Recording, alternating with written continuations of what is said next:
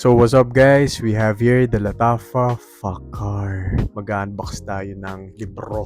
Look at this box. Di mo akalaing perfume ang laman di ba? So yun, as you can see, bukas na siya. Tinry ko na din kasi siya pagdating. In-open ko siya.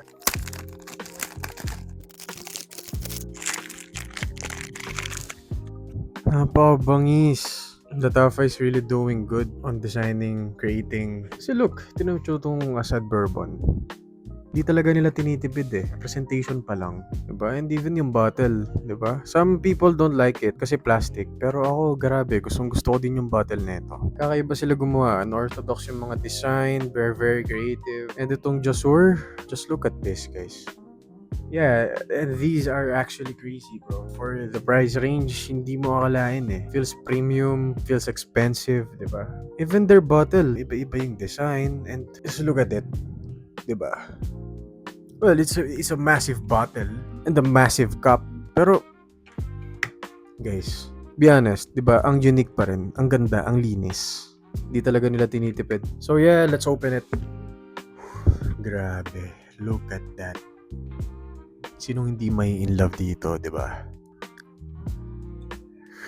Just wow. Atomizer check. Yeah, YEDP. No doubt. Namoy ko na yung OG, by the way, mga 4 times na sa mall. Nakapanood naman ako ng mga reviews nito. Scent-wise, is nice. Pero ang dami nagre-reklamo sa performance nito. Pero for me, hindi naman na sa akin problema yung ganun If it lasts at least 4 hours to 5, okay na sa akin yun. Basta masaya ako sa notes, masaya ako sa naamoy ko. Okay na sa akin kahit medyo underperforming siya. Pero yun, hindi ko pa naman na-full wear to. So I'll try this full wear. Then I'll share my thoughts din sa inyo. I did plan na itry na lang yung Odyssey Mega compared dito. Pero yung chinay ko kasi yung notes, wala yung green apple plus may mint siya. For me, yung mint hindi ko din masyado gusto siya. So this one is, yeah, opening is there. Sa dry down nung naamoy ko siya nung pag-deliver dito, mas tumatamis lang siya para sa akin. Parang mas potent yung tonka neto compared dun sa OG. And then for me, mas angat din yung bergamot kaysa sa ginger. But it's there. And grabe, sweet apple, soapy, fresh, very good boy, bagong ligo vibe.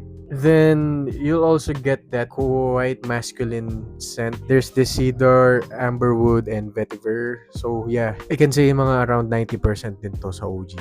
That's my initial impressions lang naman. So, yun guys, anong thoughts nyo? Are you guys willing to try this? Or mas gusto nyo i-try si Odyssey Mega? Let me know down in the comments. And ayun, maraming salamat sa panonood. Ako nga pala si Only Frags. Peace out.